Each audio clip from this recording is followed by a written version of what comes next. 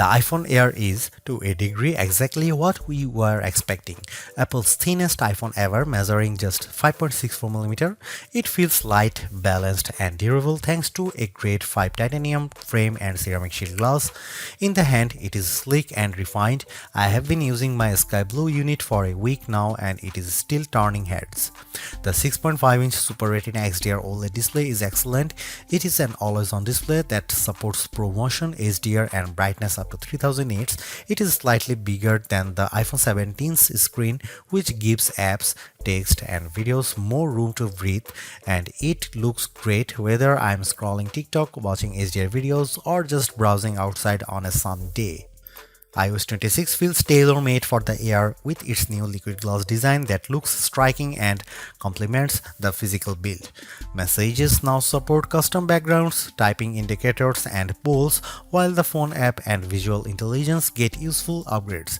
And while Siri's full AI overhaul isn't here yet, Apple Intelligence features are starting to appear. The biggest trade-off comes with the camera setup. There is just a single 48-megapixel camera lens on the rear of the phone. It produces sharp, natural-looking photos and impressive portraits, but you will miss the flexibility of a telephoto or ultra-wide if you are used to them. The selfie camera is excellent too. The Apple's center stage smarts for automatic, wide, and ultra-wide framing, and dual capture is genuinely fun. Performance from the A19 Pro is snappy and smooth, and it capably handled everything I threw at it, though the phone doesn't get warm during fast charging or heavy gaming. Battery life is decent but not class-leading enough for a workday, usually 6 to 8 hours of use, with my best stretch hitting around 10 hours away from the charger. Power users may want to invest in the $99 MagSafe Battery Pack, which matches the phone's slim profile and adds about 65% more life, but it is an added cost. The iPhone Air isn't the best iPhone for photography or endurance, but as a design statement, it's a gem. It feels like the most exciting iPhone Apple has released in years, and while it costs more than the iPhone 17 with fewer cameras and shorter battery life, it delivers value in other key areas. Apple unveiled the iPhone Air at its September 9, 2025 awe-dropping event alongside the iPhone 17, iPhone 17 Pro, iPhone 17 Pro Max, AirPods Pro 3, and 3 new Apple Watches. The Air, though, stands out with its entirely new design and is a whole new category of iPhone. It starts at $999 for 256GB of storage, or you can bump that up to the 512GB for $1,199 or 1TB for $1,399. The iPhone Air is an eSIM only device worldwide and comes in 4 colors: sky blue, light gold, cloud white, and space black. I've been testing a 1TB iPhone Air in sky blue. Apple will officially launch the iPhone Air on September 19, 2025, but it's up for pre-order now from the company's online store, authorized retailers, and carriers. If you are following the Apple rumor cycle, we were all expecting an ultra-thin iPhone to be released, one that would potentially go thinner than the iPhone 6 or 6 Plus, be more stunning than the iPhone X, and offer a truly refreshed look and feel for the iPhone. The launch event's awe-dropping tagline set the bar high, and the iPhone Air cleared it with room to spare. It's not the first ultra-thin phone. The Galaxy S25 Edge measures in at 5.8mm, but it still feels as stunning, sleek, and sexy in my hand right now after living with it for a week as it did during my brief hands-on session following the launch event. It feels as exciting as the iPhone X in that it might give us the playbook for the modern iPhone going forward, or at least show us one half of the purportedly incoming foldable iPhone. The photos released by Apple and even those shot by me for this review only do it partial justice. The iPhone Air is the best representation yet of Apple's vision for an iPhone that's just glass. It weighs in at just 5.82 ounces or 165 grams, fully justifying the Air moniker. Much like the iPhone 17 or even Pro Max, it feels balanced, not too top heavy, not too bottom heavy. It's Goldilocks ergonomics. I don't know if I'd quite call it awe-dropping, but the thinness is the part that gets people excited. At its thinnest, the iPhone Air is 5.64mm or 0.22 inches, and the plateau only jutes out of a bit more. I was instantly wowed, and over the course of a week, I have really become accustomed to this look and feel for an iPhone. While conducting some testing over the week, I showed it to my brother and sister-in-law, who were both visibly impressed when holding it. They asked about durability and were a little stunned at the overall feel. Then came the questions about battery life and the camera, both of which I will address below, and whether the USB-C port was thinner. On that last point, it is still a regular USB-C port, but to fit it in this frame and get in this small, Apple's design team started by 3D printing a custom one. And given how thin this phone had to be, Apple went back to grade 5 titanium for the shell and sides of the device. To further enhance the looks, it has a polished finish. My sky blue review handset is different from the MacBook Air and iPad Air colors of the same name. It is a bit lighter and pastel-like. I really like it, and the Air also comes in light gold, space black and cloud white. While the innermost layer of the iPhone Air sandwich is made of that strong titanium, which can bend slightly under pressure but is designed to spring back, it's topped and bottomed with glass and glass ceramic, specifically ceramic shield 2 on the front and a ceramic shield on the back. The rear, like the iPhone 17, is mostly frosted matte glass, while the top bump gets the glossy finish. Apple says the Air is 3 times more scratch resistant on the front, so I've still been careful sliding this in and out of my front or rear jeans pockets, and the back is 4 times more crack resistant. It also has the same IP68 rating for resistance to dust and water as the iPhone 17, 17 Pro and 17 Pro Max. It survived a light drizzle shortly after I unboxed it in Apple Park. The weather's been wet in my home state of Jersey, and the Air has shown no issues when being used in rain or surviving a dunk test. Even given the extreme thinness here, you still get the usual buttons you would expect on an iPhone. Camera control has been redesigned to live on the right hand side, and it's slightly thinner but about the same length as on other iPhones.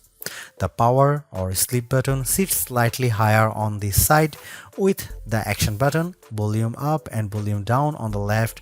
The main mono speaker lives at the top of some microphones, and there are 2 other microphones either side of the USB-C port on the bottom. This design does, as mentioned, only leave room for a single camera and likely a smaller battery inside, but Apple has also dropped the SIM card slot worldwide and opted for eSIM to save some space. The iPhone Air is stunning, attracts a lot of admiring glances, and feels like biggest refresh in iPhone design we have seen in a while. Yes, it's the same key parts, just compressed, but in use it feels like the perfect showcase for iOS 26. If you are after Apple's best design this year, I think it is clearly the iPhone Air. For $999 US, it would be a little mean for Apple not to include promotion or always-on functionality here, and the iPhone Air supports both.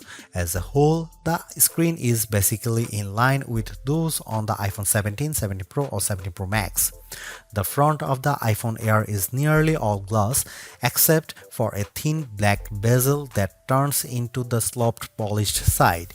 It's a 6.5-inch Super Retina XDR OLED display with a resolution of 2376 by 1260, which works out to 460 pixels per inch. It tops out at 3000 nits of brightness when needed, supports the white color P3 gamut and HDR, and features an anti-reflective coating. It also has the same dynamic island as the rest of the iPhone 17 line. In daily use, the display is really the main appeal here. On paper, it's 0.2 inches bigger diagonally than the iPhone 17 or 17 Pro, but it feels a bit more expensive. It offers more lines of text or a slightly expanded view when viewing a web page. Games or movies feel a little more like an event, and it offers a broad canvas for iOS 26. Lay two of these phones side by side and I think you'd have some idea of what Apple is planning to bring us with its long rumored folding iPhone, and it would look mightily impressive, but we are not quite there yet. And it's still smaller than the Pro Max. Colors looked punchy and vibrant, text was inky black and crisp, and it was a great display for daily use. I found that it got bright enough to battle the bright sunshine of California, the late summer sunshine of New Jersey and New York, as well as bright artificial lighting. I liked scrolling TikTok and Instagram Reels or watching a video on it, mainly thanks to the super smooth Pro Motion display. And iOS 26 with its liquid glass makeover looks fantastic here. This is where the compromises necessitated by the iPhone Air's unfeasibly thin design begin. The iPhone Air only features a single 48 megapixel fusion camera on the back. It can shoot at 1x, a sensor crop in 2x, or a maximum digital 10x, but the quality falls off noticeably with the latter. I'll cut to the chase here. If you are after the iPhone with the best cameras or even just some variety for shooting, this is probably not it. Here are some camera samples of the new iPhone Air.